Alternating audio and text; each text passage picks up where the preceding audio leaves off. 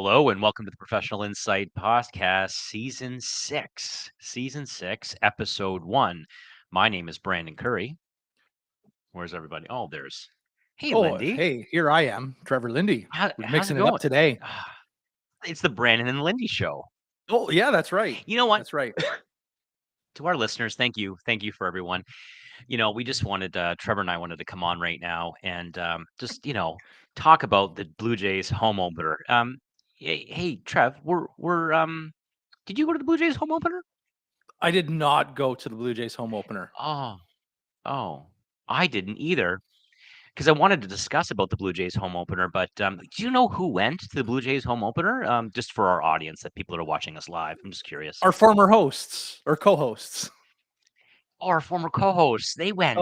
They went. Yeah, they That's went. right. It was a last-minute decision at the last minute to go and not tell us to go. Correct? Yes. Yeah. Okay. We were left okay. out. No, I just wanted to make sure we were This left is out. fantastic that their mics are muted and we can't actually hear them. 100%. Because they're probably cursing and swearing right now. 100% they are. Because you know what, Trev? You and I just made a last-minute decision right now just to start off Season 6, Episode 1 without them. Did we not? Yeah, pretty much. Yeah, that's crazy. Rook, thank you very much. All right, fine. Let the douches back in, please. That's fine. Just wanted to kind of give it to them.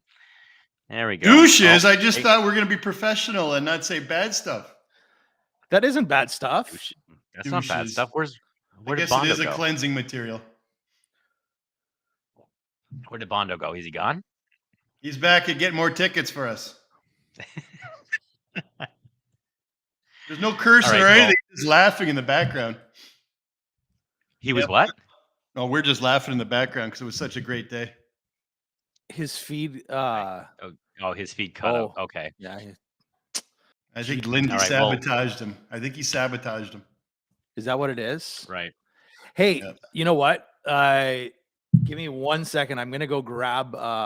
It's a book that I picked up the other day. It's pretty funny. Okay, go ahead. I don't mind that this is. Feels like a Maple Leaf book for some reason. What do you think, Curry? I think so. He's thinking he's going to take the piss out of the Leafs making it. He probably spent money on it too. That's crazy. It's a comedian. He's got 3 different books. Seen these? This one is called Mike Hunt Smells Like Fish. Have you seen him? Are you kidding me? Yeah. You haven't seen him? I can't say shit on the podcast. Trevor can read that. What? No. Hold on. Mike Hunt smells like fish. Mike Hunt smells like fish. Mike Hunt gets Jesus. So hairy. Father of the Year, Trevor Lindy, everybody. Father of the Year. It can be kind of scary. Okay, Mike okay, Hunt loves to squirt. Okay, yeah, we got it. Is it getting too bad? Jeez. It's pretty good. Oh, Jesus. Mary and Joseph. What are the other books? Mike You Hunt said you had 3 books. Oh, I didn't buy all 3 of them, but he authors 3 of them. So he says, and gets wet easily. Mike Hunt once got crabs and scratched endlessly. Trevor Lindy is no longer affiliated with Professional Podcasts. We have to put that. Apparently, it's all mine. Thank you. Mike Hunt gets ingrown hair. Great minds think Mike alike. Hunt collects toys. Mike Hunt has got it. Hey, Lindy. Good. What, you really don't like this? This is pretty hilarious. It is very funny, but we are the Professional Insights into any potential sponsors. Yeah, that was just a. So I guess we didn't need sponsorships after all, eh, Curry? Brad No, Ghost. He's the author of the book, and let me. That's Trevor Lindy. He does mortgages for people. So if you want to read that book, he'll throw it in. We'd like to thank Trevor final show on the podcast. For his final show. Thank Trevor for his 5 years with the podcast. Severance packages in the mail. Okay, so here's his other 2 books. Mike Lit shouldn't be hard to find. And Rookie, can you put up? We're looking for new mortgage professionals. We're interviewing immediately for a podcast position. Here, I'll just put that one up there. Or is it? There we go. You can't even read it. Okay. It says, my big black, referring to bird. Okay. The books are hilarious. We got it. Okay, perfect. All right. Where did Bondo go? I feel as uncomfortable as I have in a while. You why do you feel uncomfortable? And to anyone that's watching us right now, I literally pretty- said, Hey guys, how's it going? "Hey, You just Bondo, missed the what most happened there?" uncomfortable presentation ever, Bondo. Look at that book there, Oh, boss. look at that. Look at that That's picture, eh? Yeah, those we don't are like that three picture. guys. Look at that. I saw the whole presentation and I logged off intentionally. Yep, I agree. We are interviewing for new professional mortgage people. Bond, you know anybody? We love Oh, you God, guys. that's hilarious. Can't handle the great comedic Murray. Who can't? It's okay. People Who don't can't? usually Who can't tune in right appreciate away the anyways. comedic humor? I loved it. I don't know. They're telling me they're replacing me because of this wonderful book. What does Oh it my say? God. No, let's not. Yeah, yeah.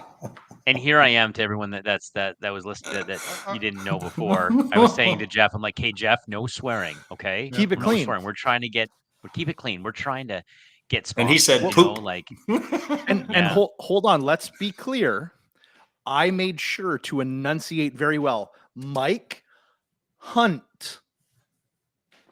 Just throwing that know. out there. yeah, okay.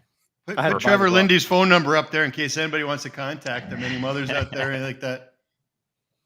What do we got here? We got give a direct contact line for him. No. It can easily. be Those passed are one of by. those close to being enunciated words that are taboos. hey, listen, I'm a listen, little shocked on listen, it. listen. Cut him some slack. Nope. He's a Habs fan. Oh, no, wait. Hey, Leaf fans don't even mention the other team. Habs fans talk about us. Leafs fans don't talk about them. I'm just And saying. that's Listen, only because. I said cut him some slack. He's a Habs fan, right? Nope, That's can't even all I'm mention saying. Habs. Leafs fans are so consumed with themselves that they don't have time to talk about any other team. Well, Habs fans are consumed with Leafs, so what's that say? No, it's not true. A Leaf fan would never read that book on air. Are you sure? Yep. I bet you if I got you the Mike Lit book, you would. No.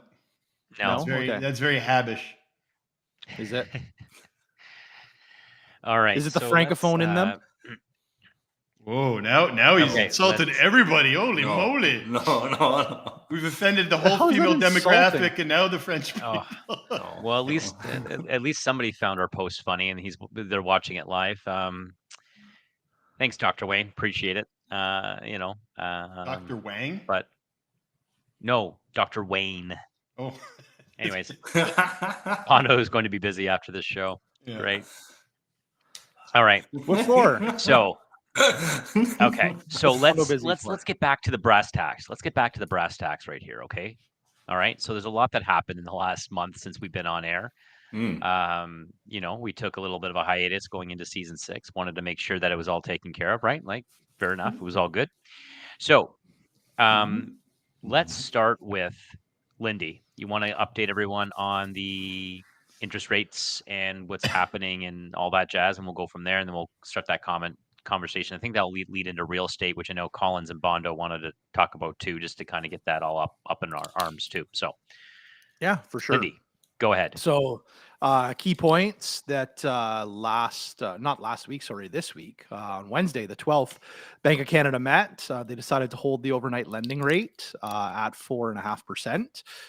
So we're seeing 6.7 out there from the bank prime lending rate right now. They have hinted that there is a chance of further increases. Some of that has to do with what they're claiming. It has to do with is the fact that unemployment rate is very high right now. Inflation, although cooling, still hasn't cooled enough, I guess you could say, for their liking. And the wage increase demand is there. There's a lot of pressure in raising employment rates. Employment wages. So that's really putting a lot of pressure on the overall market. And that's why the Bank of Canada is keeping their finger on the pulse. The fact of the matter is Bank of Canada is watching what the U.S. Federal Reserve is doing. right? So last month, Powell decided to increase by a quarter point. What else is there? But where do they go from here, Trev? Like, I mean, what you know, where's the government? Like, where's the prediction in terms of which gear they shift now, right? Because, I mean, our unemployment is low, almost all-time lows. Yeah, for right sure, now, right? right? And But we have such strong immigration targets and immigration numbers, yeah. right? So it's But you have to then start kind of looking more micro economies as opposed to macro, right? And For sure, and I know yeah. I know we're very dependent on, you know, the whole global economic machine, Yes.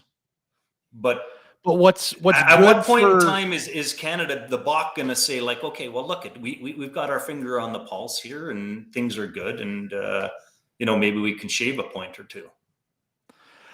right now? So most economists in Canada are saying that rates are going to hold steady through the rest of 2023 until we start to see some drops into 2024. There are a small handful of economists that are saying that we could see rates drop later this year, Like into Q4. 2023. Yeah. So yeah, Q3, Q4, kind of all depending on who you think, On how deep it who is. you're listening to, I guess you could say. Yeah, that's so right. those are definitely some to be mindful. Bondo, to your point, absolutely. You know, there's, you know, currently a small global financial, financial recession on our hands, right? Where there's some issues that have arisen, Silicon Valley Bank, other stuff going on around the world.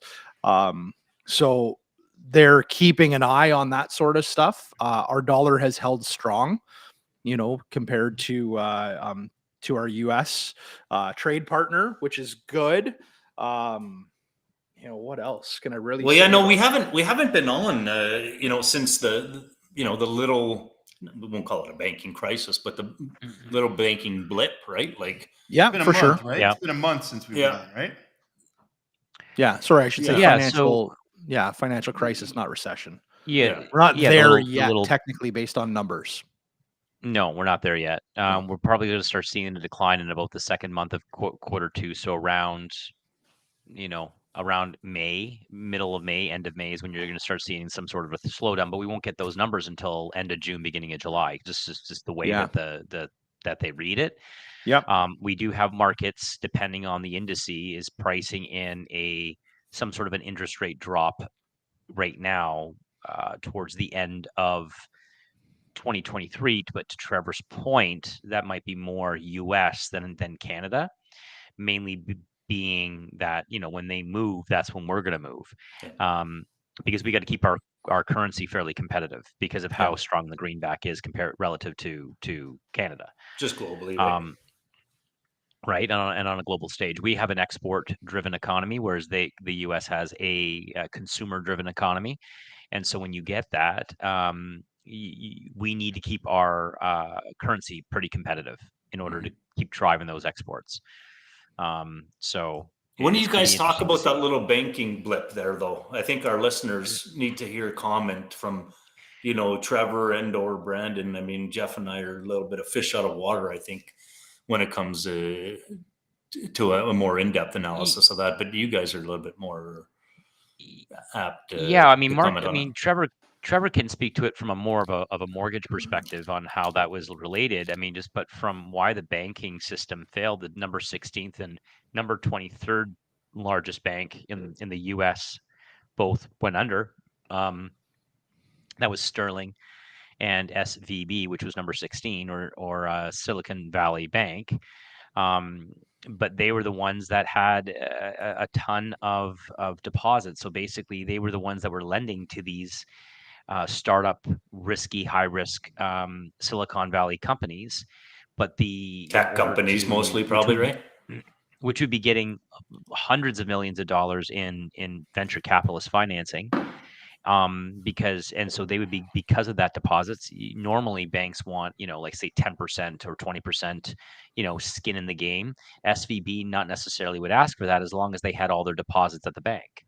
Well, what ended up happening is when interest rates increased, their bond prices that they had locked in decreased, yet they were still loaning out money at prices that where they were getting their money from, they were securing their loans from in order to, right? Because Trevor, you said on multiple occasions that 5-year fixed rate mortgages are mainly based on bond prices, not the overnight lending rate. Yeah. And so when you are borrowing tens of millions, hundreds of millions of dollars in order to loan out to corporations or to people for mortgages, and your bond prices and yields are going up through the roof, so the cost of you borrowing is going through the roof, and you've lent out based on your old cost of borrowing, right? At a 5-year fixed, or in the US, you can go 30-year fixed on some cases, right? Depending on the asset. You have all that happening, and the next thing you know, that's where it goes upside down.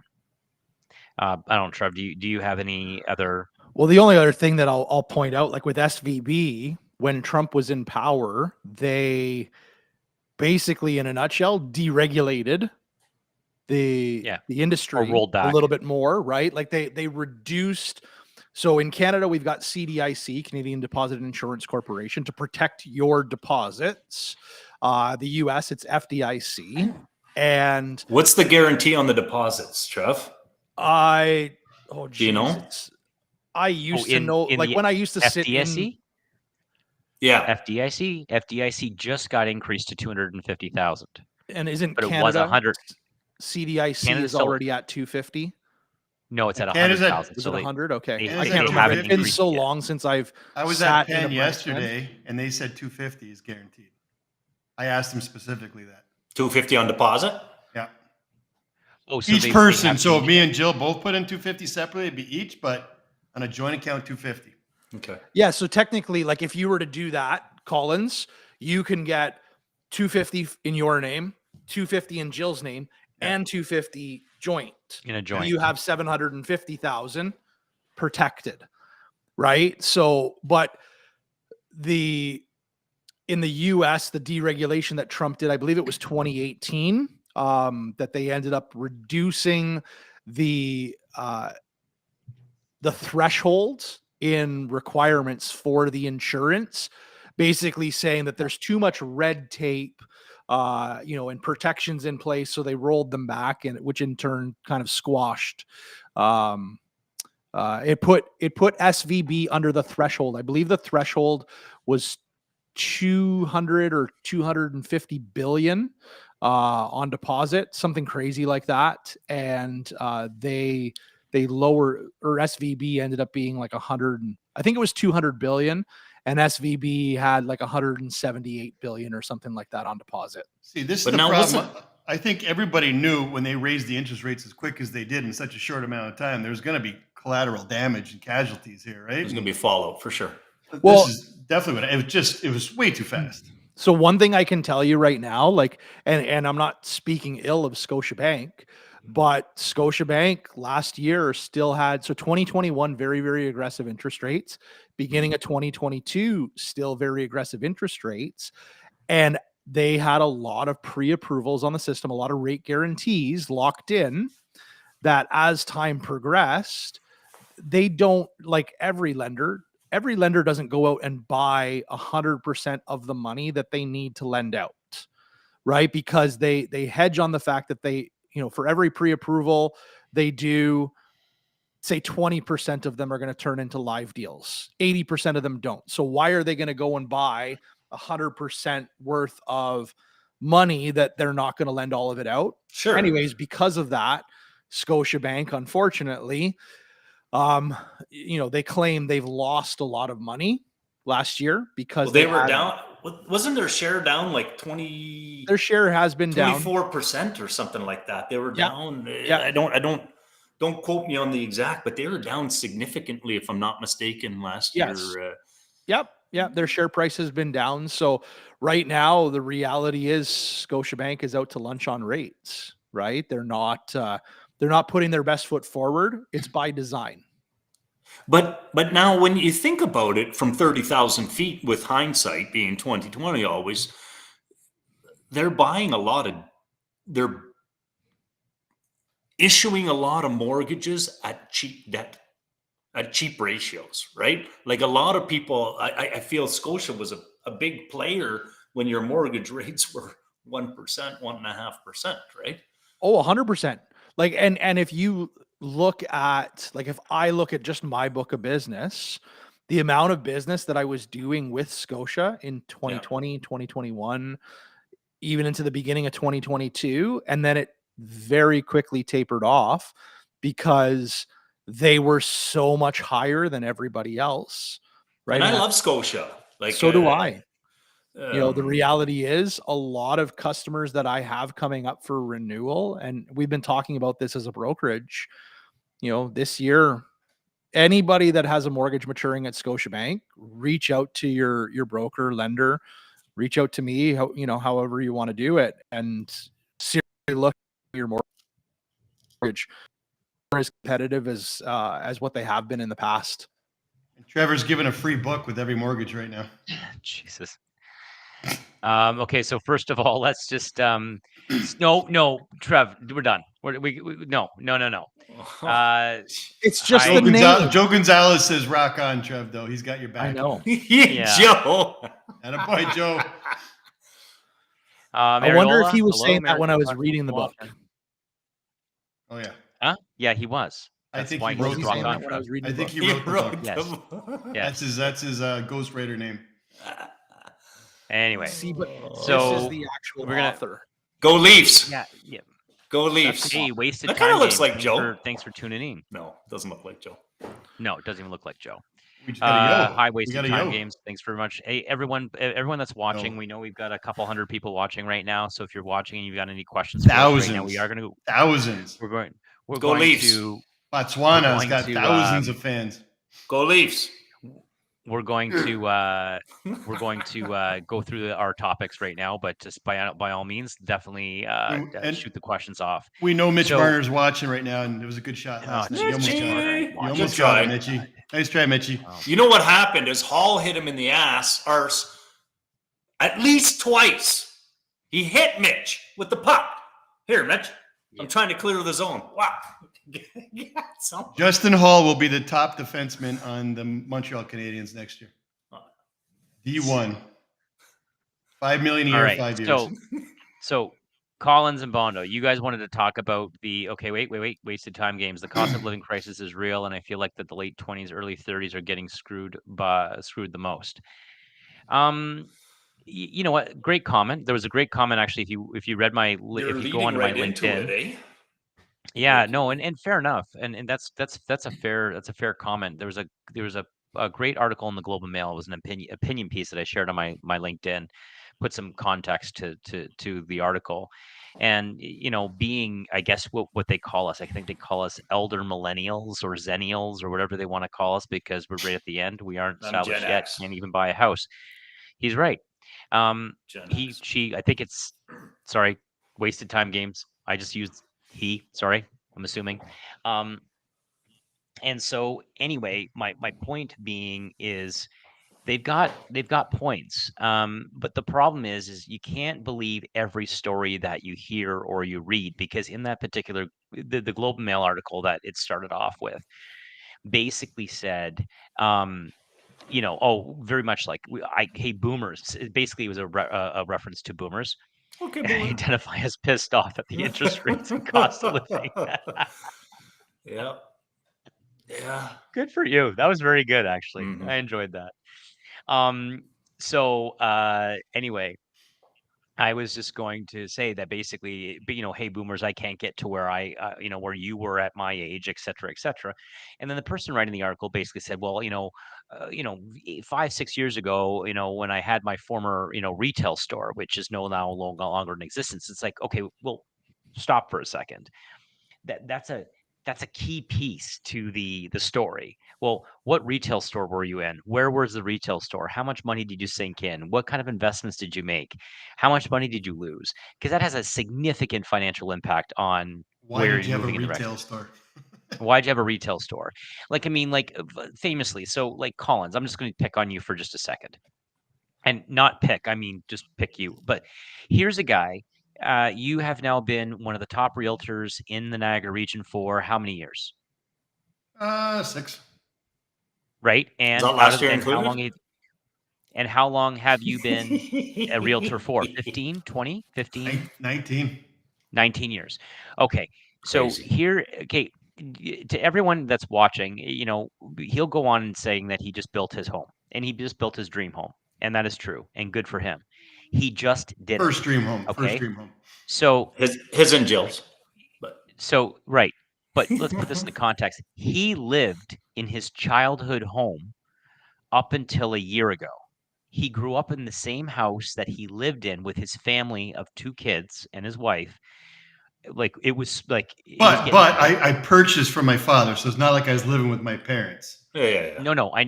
But my You point get I it being, purchased free. at 27. which you purchased, yeah, like 14, 15 years ago. No, 20. I purchased it as soon as I became a realtor, actually. right. So you took the more conservative route, is my point. And lived very, very modestly considering your income and your success, is my point.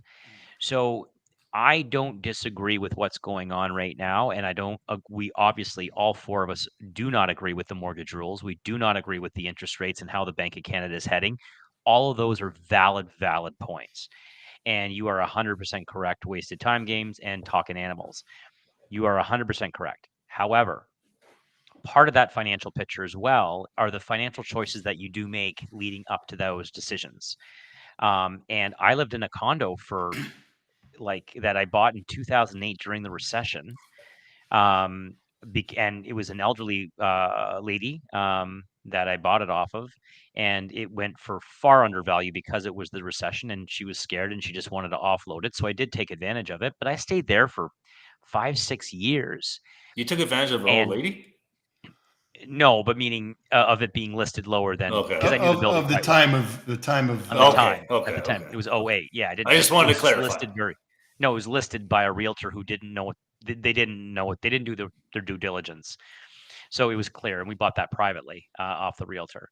But my point being is, you have to somehow you have to start small and build. Crawl And before you walk, walk before you run before you sprint. I lived in my in-laws' basement for a full year as a lawyer, Yep.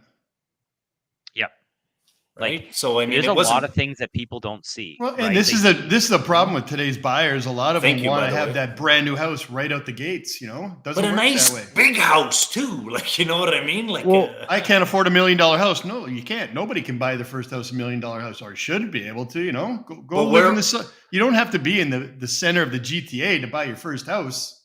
but then where Well, these and- people get caught though is that the entry level right now is 500,000-600,000 for anything moderately decent, right? Yeah. So when you look at, for example, when you look at what the average, if you look at my mom and dad, and my dad, was the sole breadwinner at the time when they purchased, right? When they built, I want to say they built, this is Niagara for anyone that's watching, just to put that into context. I think they want to say they built in 1980. When was Mal born? I believe it was 1984 is when they built. And Mal 39. basically host Crier Media. You can't even leave the GTA. Oh, that's cool. I think that's rookie. Anyway, it's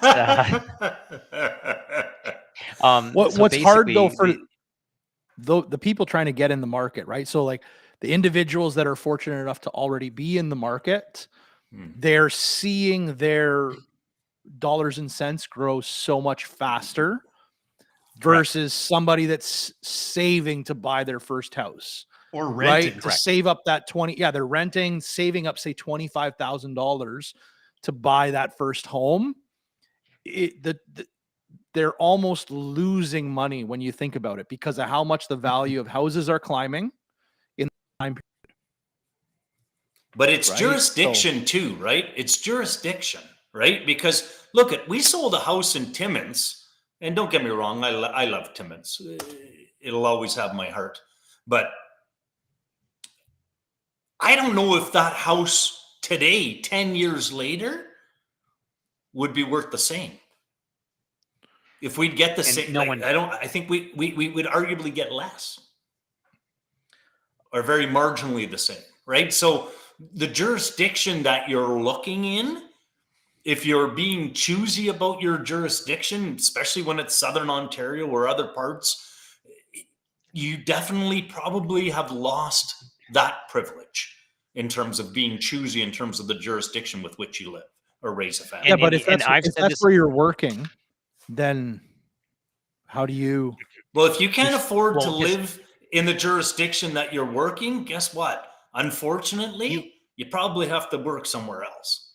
Yeah, but At the end of the finding a day- job isn't always the easiest thing to do, right? No, but time out here. You Jobs need everywhere to take right now. advantage. Okay, do you agree? Okay, so talking animals, do you agree that once you leave the GTA, you can't afford to ever come back? I wouldn't go No. that far, and here's why. I'm not saying you're wrong, but it's not necessarily true. And here's a strategy that I would do. If assuming you have a full-time job that you love and a career that you love and it's in the GTA and that's what you want to go to. Okay, but you can't afford a home. If you have the ability to move in with a friend and split rent, or to move back home and to live there for a couple of years, what I would do is find a place, Niagara, just throwing it out there, Niagara, Fort Erie, maybe a bit north, where you Smithville. can buy your principal residence, okay, and buy it and take advantage of the principal residence exemption. So your money, to what Trevor was trying to say, is parked in a more cheaper area, but it's growing faster than the market. And it's, at least you're in the market. So as the lower income starts to go up, so does the higher income. So your down payment in essence is growing at the same rate. Whereas the minute you come to see someone like me, but we'll touch on the first home savings account later on in the show, because that's not up and running yet. But up until now, the tools that I have available is RSP and tax-free savings accounts. And the minute that you say to me that you want to use this money within the next 3 to 5 years, you automatically become a conservative investor, because the account itself is dictating retirement or tax-free savings account long-term investing, whereas the first-time home saving account is only for buying a home, buying your first home. So you're able to take on a bit more risk in those accounts, because the whole purpose is to use it within the next 3 to 5 to 10 years. Like, you have to use it, right? Have to use it in 15, So- I think it was, eh? You have to use it in 15 years, correct? Can you do But that? The majority, Can you do that at the same time with that RSP loan, Trev? yes, you Can can. you do both at the same time? Both. Well, there's a lot of vehicles. both. If you talk to people who know what they're doing, Well, this is how brand you new, can get Jeff. a home. This Oh, is brand new. I know that part, but the RSP loan's not. No, And you use that in conjunction with that, and you've got a vehicle to get a down payment. That's the biggest problem for most buyers right now, is the down payment. Because let's not, lie here. Your rent that most people are paying now is about the same price of a lower end home. Yep. Okay. 100%. The problem with today's buyers or first time buyers, they want a brand new house in the middle of GTA. It's not going to happen. no. Right. And we always say this on the podcast. Yep. Crawl before you walk before you run before you sprint. Right. Yep. So like all of us is pretty much said on here. Curry, you said you started in a condo. I lived in my family home. You lived in your parents' basement as a lawyer.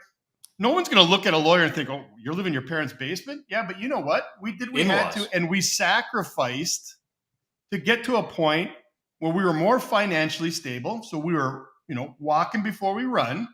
Then we got financially stable, which might have been after we sold our first house onto the second house, which I'm just on my second house now Yeah. at 46 years old, Me too. being a top agent in 6 years. But mind you, there's different circumstances because I had to fund a building company and all that. But I took that risk. I could have lost everything I had doing that too. But when you look at buyers today, what You're do they want? just in your new house is Yeah. the more important point, Jeff, right? Because you're almost 50 now and you just recently Whoa. I'm almost 47. Okay, let's not get there. But the point here is that as a first-time buyer, you don't need to have a house to live with your girlfriend or significant other or by yourself and have no one there. You can buy a entry-level house, a detached house, an attached house, a condo. If you can get a detached house, now they've changed in Ontario where you can make an accessory apartment in the basement, as long as you're not changing the square footage, and rent that out because rents are astronomical right now.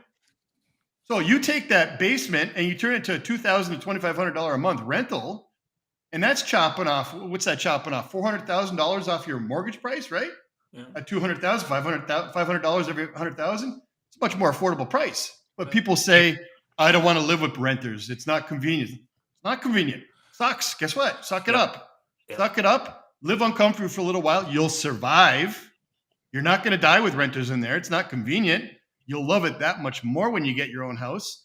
But maybe you got to sacrifice for 5, maybe 10 years if you're buying in your early 20s. But And we have on this podcast several clients in their 20s to mid 20s who have bought recently and doing the same for thing. sure. But here, okay, so we need to, but people need to also you need to compartmentalize the argument. So it's okay, and you're 100% correct, as we've stated before. We as the four of us, we do not agree with the mortgage rules. We do not agree with the new mortgage rules. We do agree with you that they punish buyers. You are being punished based on the new mortgage rules because of inaction of politicians. Politicians have known for the last 10 to 15 years due to demographies and demographics and the way that they were trending, that one, just to put it into context, 1/3 of Canada's population lives between the Hamilton, GTA, and Montreal corridor. It's astronomical how many people live in this area. They all knew this was all coming. This was presented 10, 15. I vividly remember being in presentations where experts were saying, hey, we're going to have a housing crisis soon if we don't get on this because of how people are moving. Now, that is mutually exclusive. And then on top of that, that is also tied into interest rates. Again, Bank of Canada not doing anything, our government not doing anything and just printing money, exacerbating inflation, exacerbating demand, and then turning around and you're raising interest rates and you're punishing the innocent people. You are legitimately you are legitimate in how you're feeling. That is But now, completely true. but now let's a little bit step further. Let's you have to encapsulate those people that are really screwed, right? Because there is a portion of the population kind of smack dab in the middle, because the government is late to the game. That this first time home buyers account is going to have a practical benefit. Not now, not today, right? So those people that are looking, and you know what? You're in your late 20s, early 30s. You know what? You're pinched right now. You're pinched right now, and you're going to probably be delayed. Give yourself about 5-6 years of putting money into one of these accounts between you and your partner, and you will be able to afford to get into the market. That's part of the government's gear shift to enable first-time buyers, right? But you will 100%, in my opinion, be pushed back later than when we were able to get into the market. See, but all of us on this know that if you, for example, you say wait 5 years to buy, if you wait 5 years to buy, it's going to be even more expensive. So if you buy now and then you wait 5 years, you're probably banking 150 to 200 grand of equity, right? Which makes that next house even more affordable. I'm not saying wait 5 years to buy. I would never say that. My opinion is with real estate, get in the market as quick as you can. Yeah. But there's certain people that it's just impossible for them to get in the market right now. Without help, right? So they'll be able to self-help probably within a period of 5 years if they start chipping away at this first-time account. And you know what? In 5 years between them and their partner, they can have a nice, maybe $100,000 down payment. And I just did a quick search in Niagara. Right now in Niagara, there's 114 properties available for sale that are under $450,000. 114. Mm-hmm. Okay. You got to So be you able could to take- sacrifice and move. Yeah. You can take probably much any one of those with a modest salary or with two people, potentially put a renter in the basement to make it way too affordable, not live super comfortably because you are living with other rentals. And I don't want to do that anymore. But You're I'm not at a point royalty where at that I've point in time. sacrificed to do that. So if you could beg, borrow, steal, find family members, co-signers, RSP loans, whatever you got to do to get in that one property. And guess what? The walls might suck. The kitchen might be ass. Like you can't might be have a new royalty. furnish you need. Who You cares? can't be royalty, right? You can't buy be it royalty. because in 5 years, you're going to make a significant gain of where we are in the market right now. So you buy it, you live in a room, it sucks. It's not your own house because you have to share it with someone else. And then you collect rent off those people. Get good renters. Well, what's No? the alternative, Jeff? Look at the rental market right now. Oh, it's a nightmare. It's insane. But this is another thing that the government doesn't do to protect us there. There's so many landlords out there that have piss poor tenants that aren't paying. They're taking advantage of it. They're professional renters. Yep. And if they were properly paying and being a good tenant, then it wouldn't be so bad. But they're a bad tenant. They're not paying rent. If they're out, there's another available property to rent. And there's probably a high percentage of tenants out there that So- take advantage of situations. Can we just Landlord's just not let's- protected. and everything is relative. You always hear, and this is what millennials and Zoomers hear all the time, which is everything's relative. Well, okay, let's go back to 79, 80, 81. Well, they were double-digit interest rates. Okay. Yeah, If we we didn't go to live that. double-digit interest rates right now, you would have a whole bunch of people bankrupt. End of story. Not even a question. Depression. Number two, Absolutely. my dad on the line at General Motors at the time, this is at the beginning of his career, was making, I think, $15-16 an hour at General Motors, which at Our that minimum time, if wage. you- right? Well, no, that now it's our minimum wage, Yeah. but at 40, so it'd be like 40,000, probably 45,000 after overtime. Now, if he built a home at $120,000-$130,000 back in those days, now keep in mind that high interest rates kept things artificially lower because of that, but not that much lower. He was building a home 3 times his salary. Okay. Now, good luck at buying. You need 2 incomes. If the average home in Canada, the average income in Canada right now is around $60,000. The average family of 4 in 2019 with 2 kids and 2 earners, you had $120,000 a year, with the average home price in Canada being $500,000. We're now approaching over 5 times the salary. Can I So- chime in on that? Yeah, go ahead, Trev. Sorry, just because Collins brought up 100 and however many homes at 450,000. If you look at a house, I wanted to run the calculations real quick. Minimum down would be 22.5 on 450. If the annual property taxes are say It's about 2,800 $2,300. Well, I got 2,800 here. Given the per qualified cost to your the household, this is where it makes it impossible for people. The average household income right now is just shy of 126,000.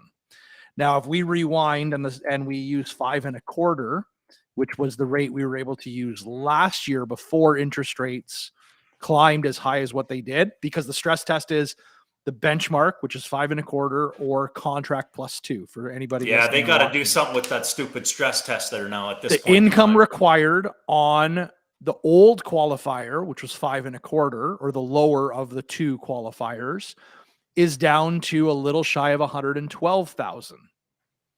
Right? So that's a $13,000 swing in income, which is substantial. Right? How does a single person can't get into the market right now? Like I feel pain for these people. They can't get into the we do. market. Yep. Even double income households. Curry, to your point you were making, that's the average, right? So that means, sure, there's going to be households that are making $300,000-$400,000 a year, but that also means there's going to be houses in that equation that are making 60 combined, for sure. 2 part-time For sure. jobs, Yeah. No. right? Like it, and those people aren't able to get any further ahead. It's Now disheartening. it right? The is. world's not Now, fair, here's- though. The world's not fair, right? Like it's not made. Not Well, the everybody's stress test is not entitled fair. That's to the problem everything. right now. Not stress everybody's test And I is entitled not to agree, fair. not everything. everybody is entitled to everything. Well, but they are, like, but they don't. They it's don't, funny. they're not Wasted entitled, but- Time Games said my nan bought her home for what Galen Weston is charging us for bread today. Yeah. Right. And the reality is, like, Galen Weston, along That's a with nice Metro and Sobeys, sat before the Ah, House of Commons That's good. a month ago.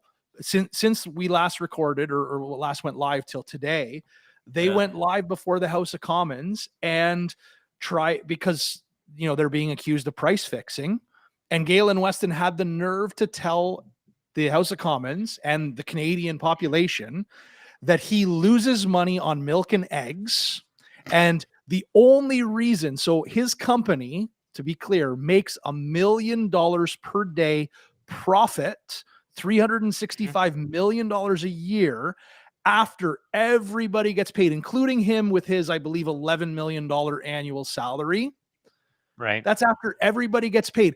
The reason he's making $365 million is because of his ownership of Shoppers and Joe Fresh is gouging us. Then why is groceries cheaper at Walmart for the identical item and still posting record profits?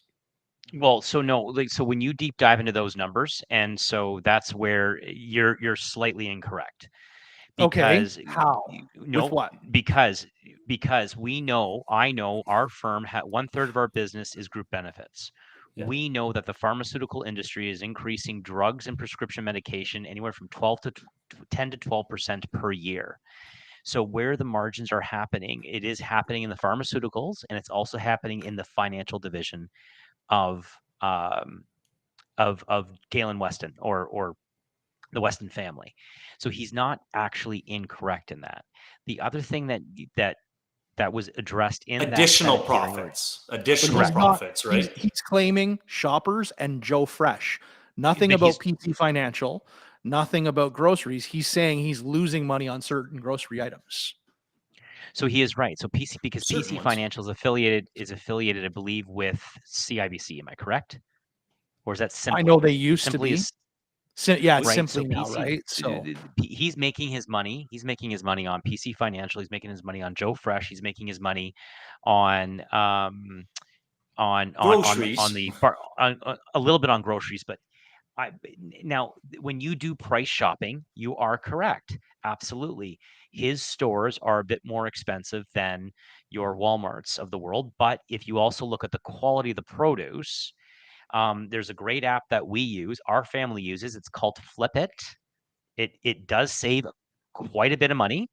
It's an app that actually has all the flyers on it. The price So you go and you comparison. find, yep. So you go and you go to your Metro or you go to your Canadian Superstore, and you go through the Flip It app. You star all the ones that you want, and then you pick those exact items out in the Canadian Superstore.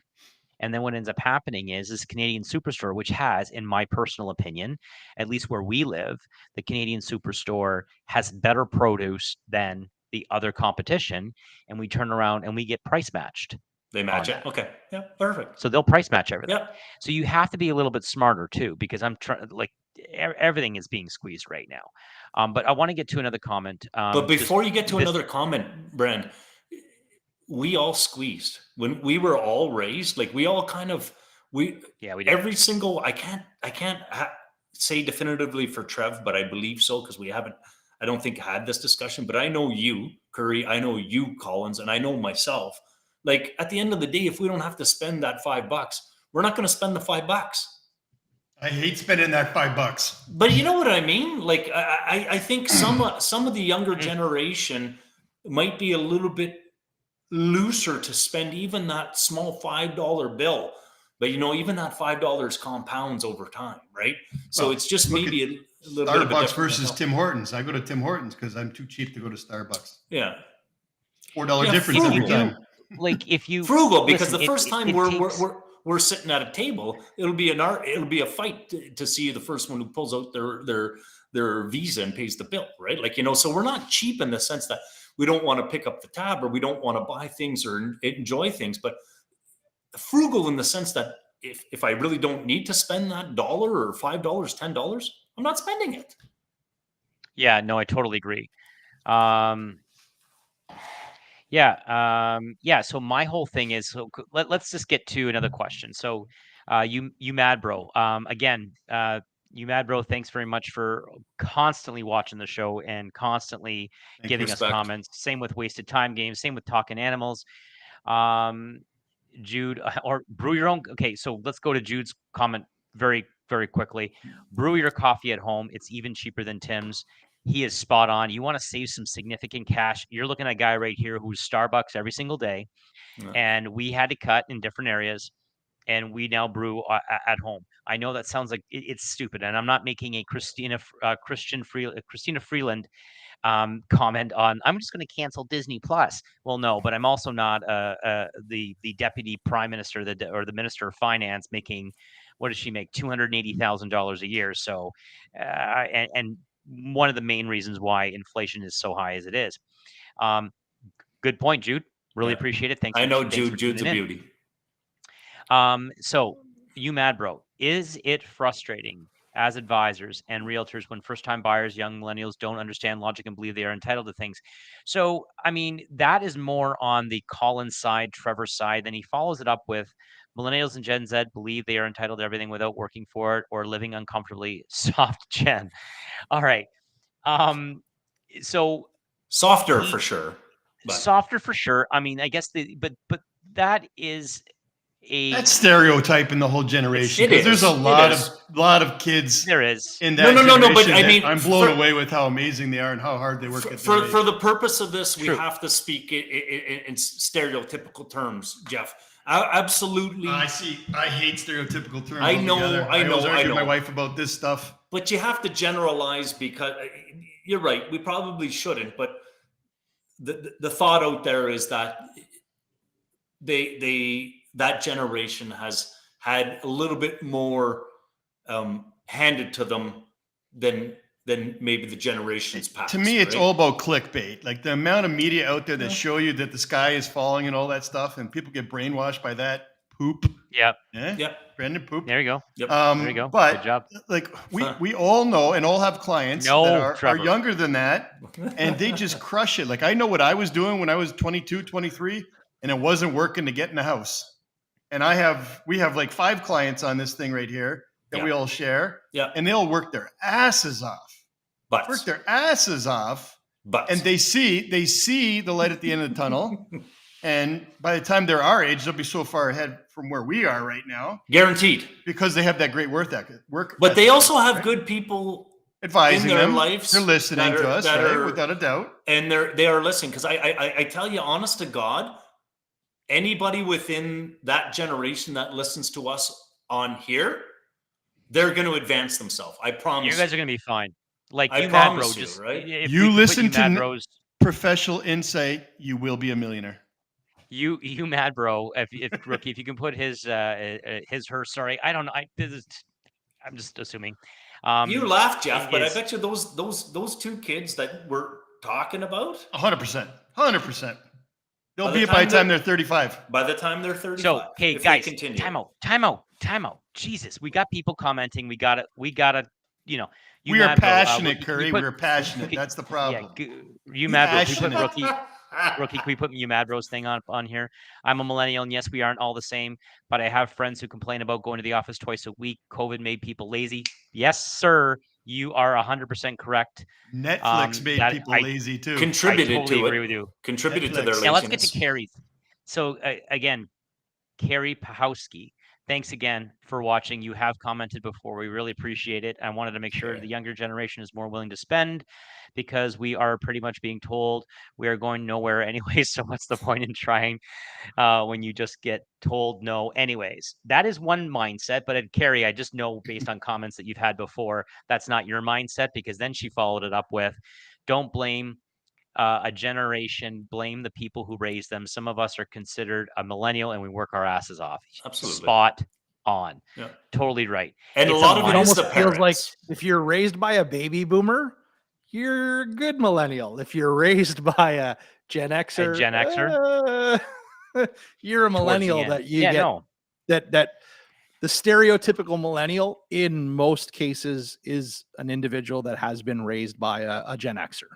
Yeah, but then look at the Gen X. Again, I'm That's the blanketing it. first. That's the first influx of the dual income family, the mainstream dual income family, right? So Yes. you can't be too hard on the Gen Xers because absolutely their parents, the Gen X parents said, here's a tablet, here's something. What do you want? Here, take it, because they were too busy working to get that bigger house, that bigger. So are we doing it right? Did we do it right from a financial perspective? I don't know.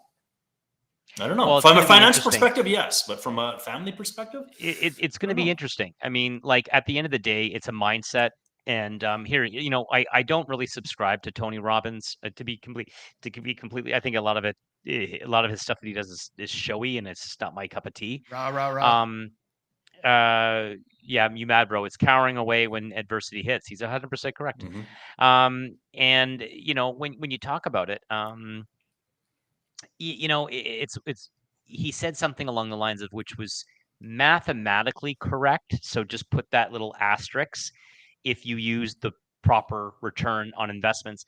And he said, like, if you're in your late 20s, let's do a retirement piece, for example, and you put away $28,000 and you allow that to compound 8 to 10% a year, which is a bit higher risk, and just don't ever contribute again, like you're going to have $1 million in retirement. It's mathematically possible and mathematically doable.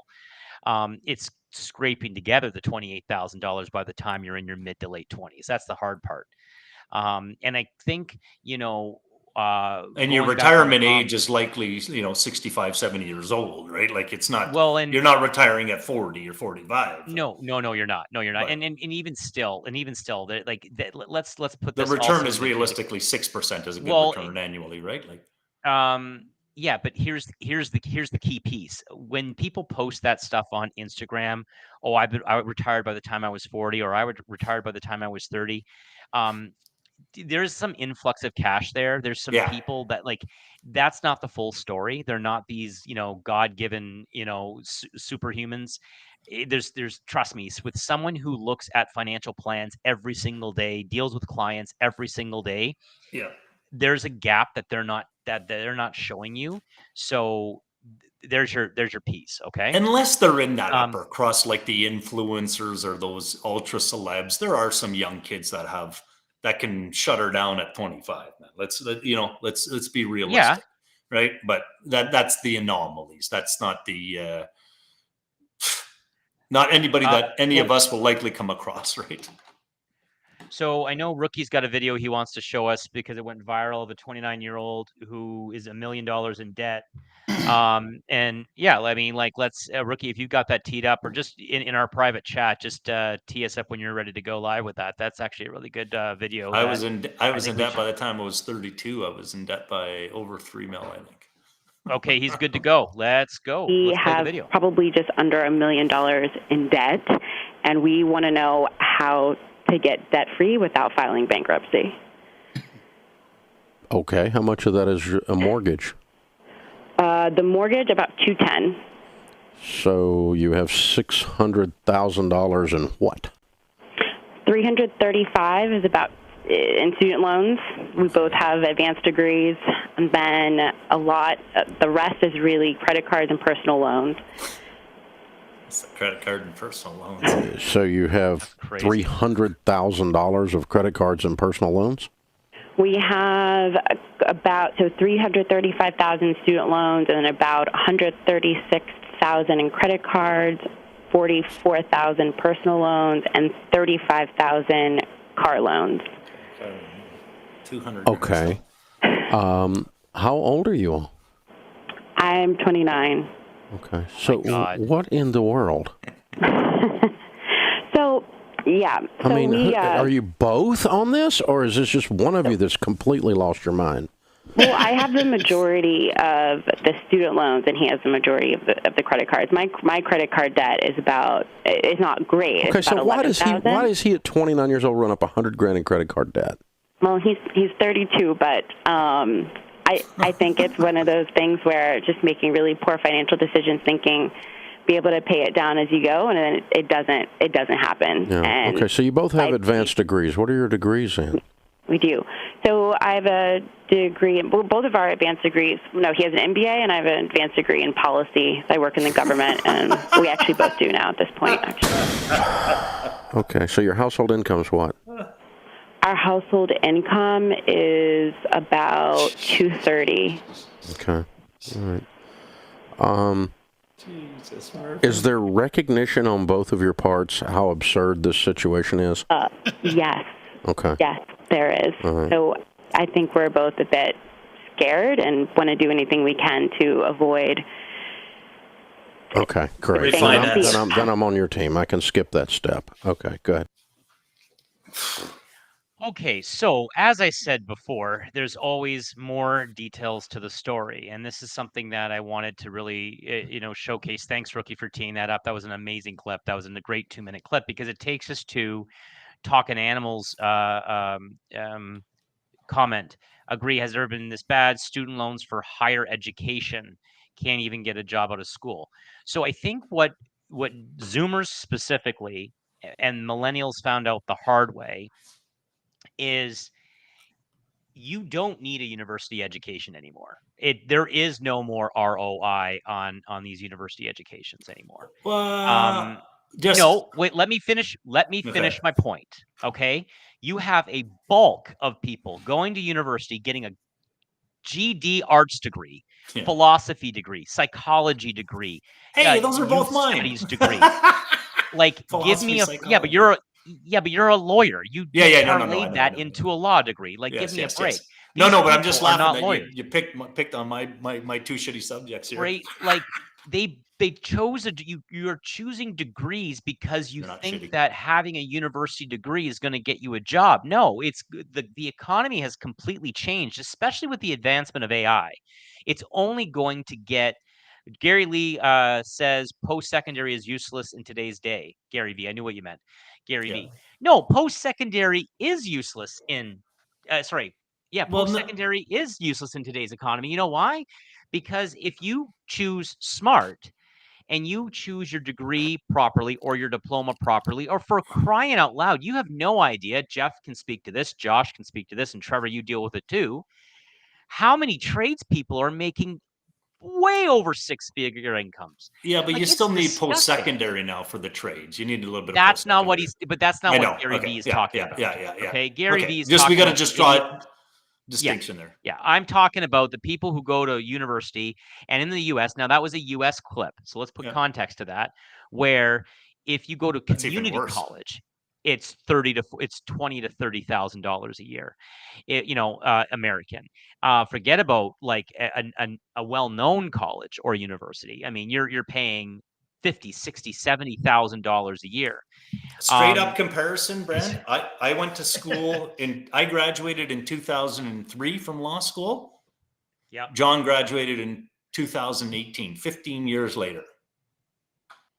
My law school cost me tuition-wise in total. My law school cost me under $20,000. Yep. Shit. Holy poop. John's law school cost him $120,000. That's just tuition. Yes, that's correct. That's so 15 years, right? So, but my point, and it's only going to get worse. I'm forecasting when I sit down with parents and we set aside either if they're using an RESP or a tax-free savings account to save a little bit for their child's education.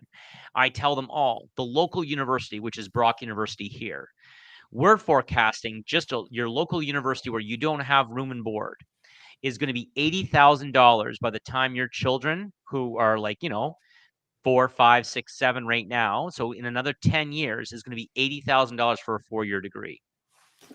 So that's not books.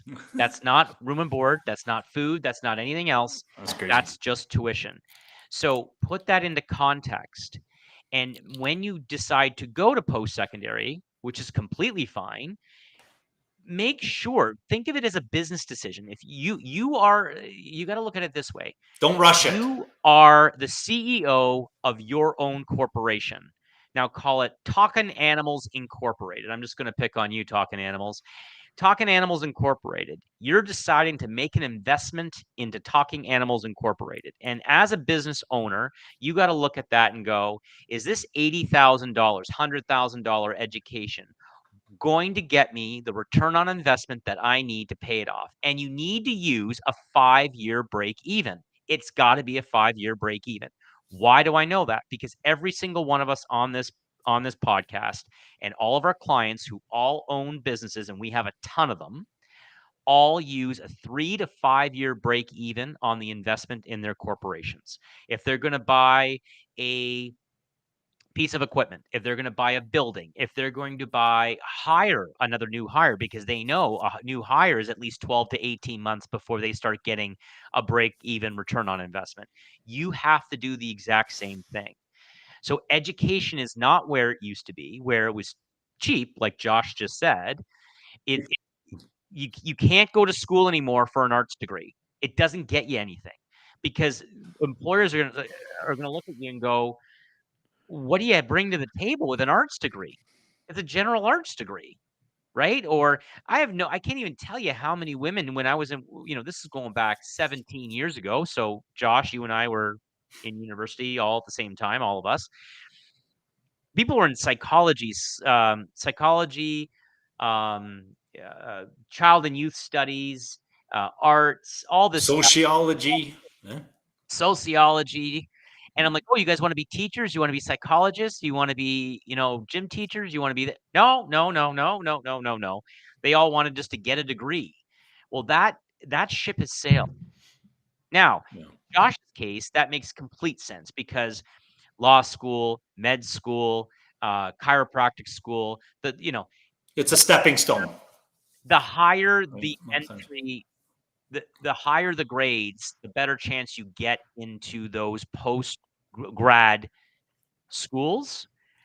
And so the strategy is to take courses, as long as you meet your prerequisites, that master your strengths in order to increase the grade in order to get into the post-grad, if that makes sense. So if you're strong in literature and you're strong in psychology and that's your passion, still want to be a lawyer, well, then take the psychology course, because Sure. you're good at it, and your grades are going to be high, and you're going to be able to get into law school. Makes complete sense. All else being equal, take the easier path, right? Well, yeah, or take the path of least resistance to get your grades up. It makes complete sense. But yeah. And then talking it, yeah, that's hilarious.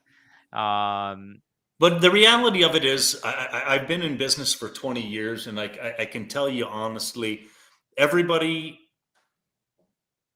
I shouldn't say everybody, but most of my clients that I have dealt with that are uber wealthy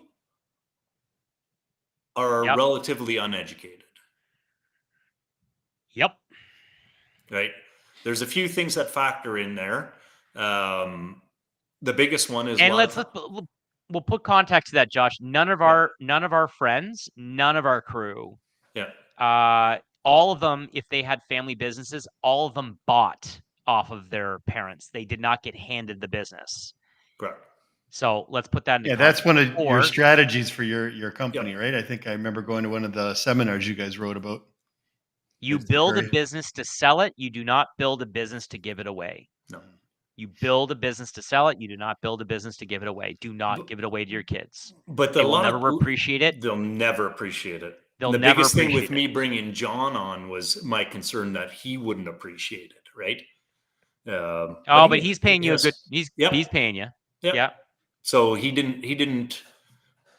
His was a hybrid between a buy-in and a good working arrangement, right? So he still has skin in the game, right? And that skin in the game makes you earn it. Makes him earn it, right? Makes you earn it. And school does not teach you work ethic. It doesn't. It's too hard. Oh, wasted time games. Okay, we got a question for Josh Bond. Is it worth all the student loans to practice law?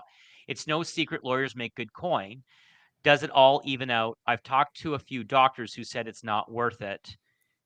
Wasted time gains. One more quick question. We need clarity on that. A few doctors who said it's not worth it to go into law or not worth it to go into Well, medicine. and we've talked about this before, Bond. Like Yeah. good lawyers make good money. Not all Correct. lawyers make good money. You know, there's Correct. there's a lot of lawyers out there that don't make a ton. There's a lot of lawyers out there, and that's a common. Like, there's a lot of lawyers out there that won't break $100,000 annually, right? It's like So- real estate agents. Everybody thinks real estate agents just poop money out, right? No, Yeah. like if you're a successful realtor, Yeah. like in any industry, you'll make good money. My best advice, and the only thing that I've ever done, is bet on myself. Yeah.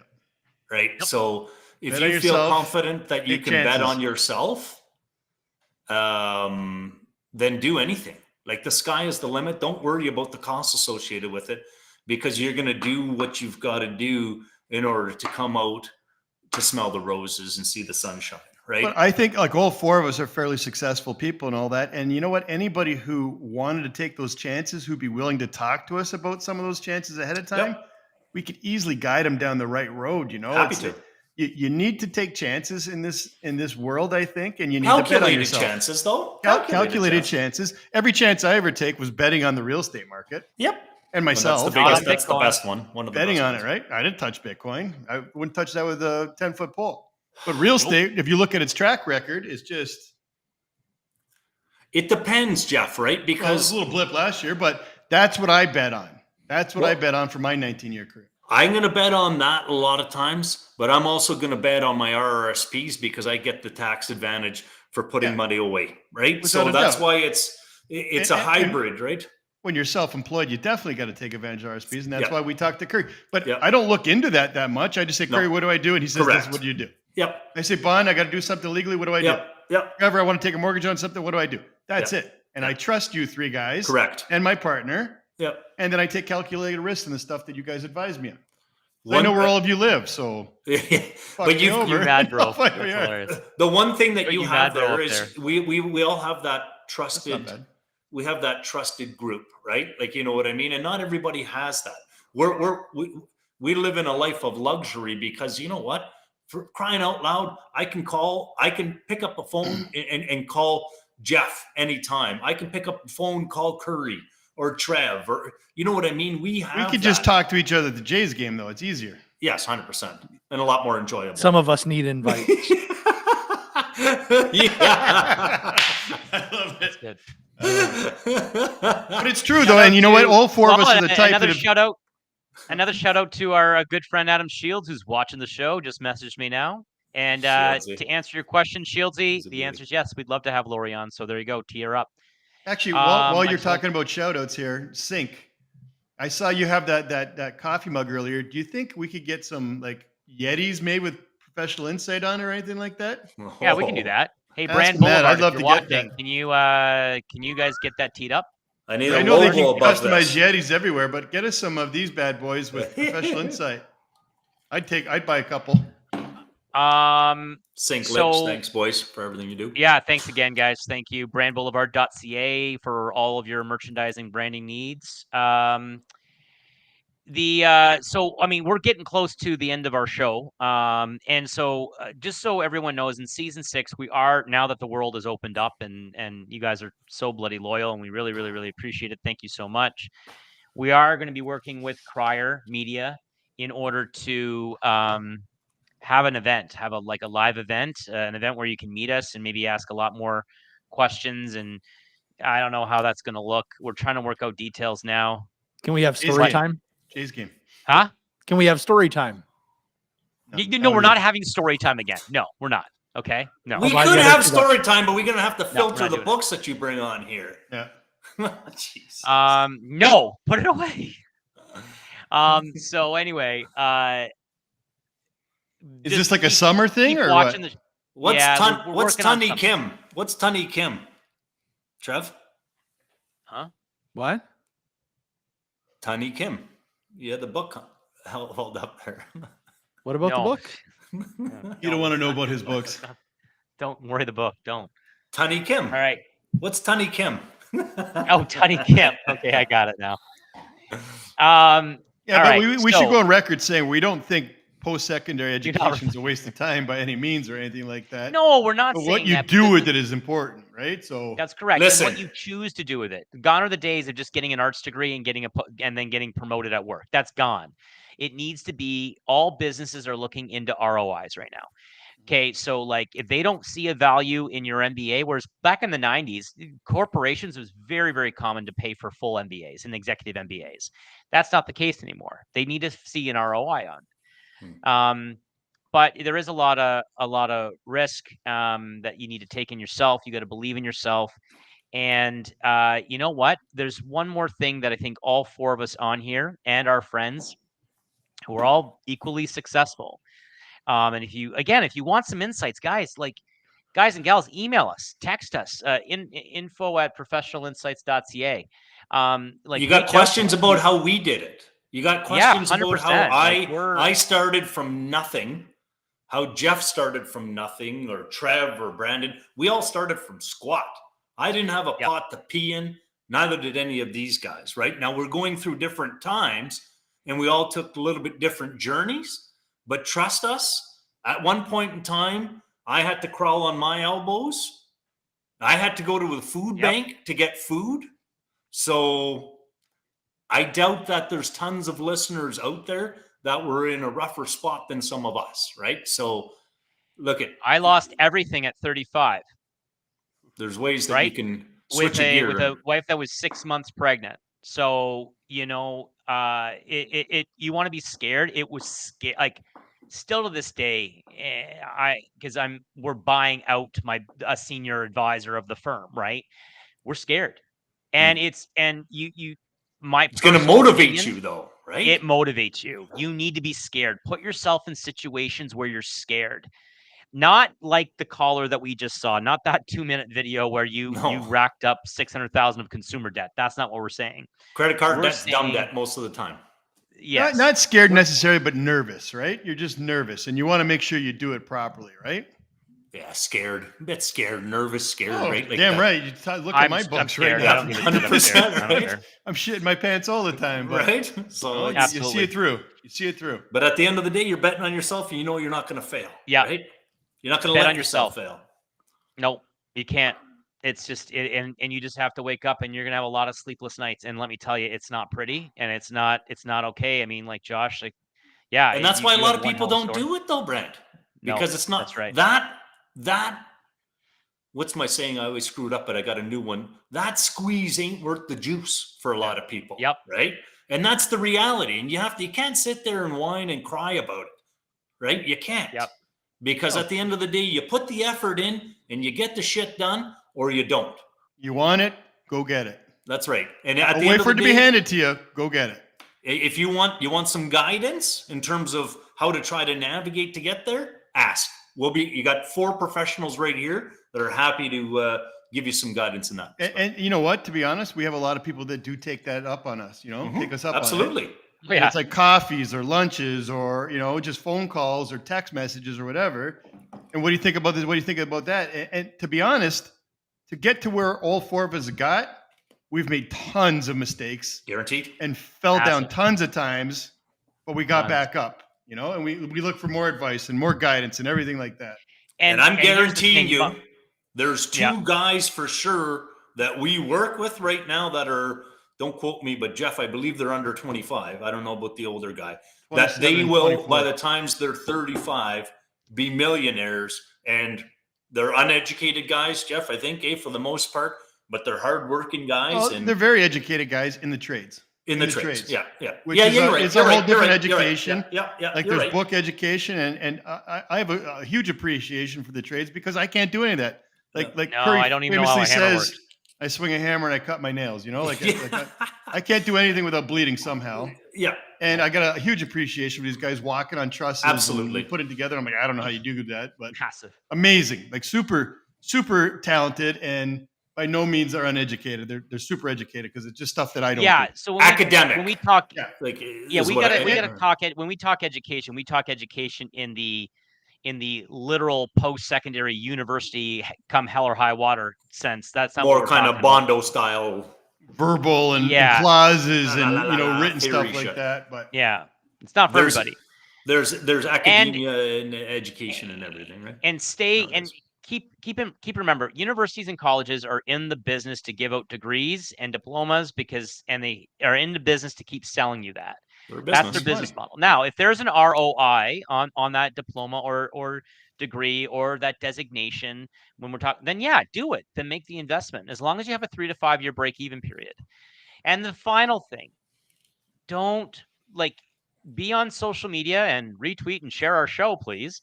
But the key piece is, don't believe everything you see on social media. 90% of it is fake. People are not honest. They're not transparent. At least us. Like, what'd you hear right now? You just heard from a very successful lawyer that he was on he had to go to a food bank. You just heard from a very, very successful realtor that he lived in his childhood home and bought it off his parents at a discount 19 years ago because he lived there and he was super, super successful. You just heard from a financial planner that had to start over at 35 because, decisions, with a 6-month-old on the way. And Trevor has a very similar story too. So we're at least honest with you. Like, we're at least telling you the freaking truth, and Nothing we're to not hide. sugarcoating it. Because you know what? Success is a very bumpy road. And as they famously say, success is like an iceberg. You only see the top 10%. You don't see the bottom 90 of the road that very few people travel and very few people talk about. But we'll at least talk about it, and we'll at least not sugarcoat it for you guys, because it's one hell of a journey and it's not an easy journey. But I got a couple quick points. Go. And then you're going to send us out. So you're going to do your quick points, and then you're going to send us out. Okay, I want to make sure Jeff or Trev don't have anything to add before I. No, I think it was a good episode. It's a motivating episode. It's not, the sky isn't falling. Not at all. My 2 points is, one, I'm actually from South Porcupine, not Timmins. So any of my peeps from back home listening, I don't want any beef. I'm from South Porcupine, not Timmins. And number 2, a lot of times when you partner up, life becomes more complicated, but a lot of times easier, right? So for a lot of people, they've got a strong partner that's behind them that also helps them get to the point where they are. So shout out to. Like and you're talking spousal partner or business partner too, right? Yeah. Both of them are equally. I always say I got 2 wives. Both. And one's my business partner. Yep, absolutely, right. So they are gnarly relationships sometimes, and they're very tough to navigate, but they're also very valuable if you take your time and you choose them properly. So help us, help you stay informed. Out. Thanks, everybody.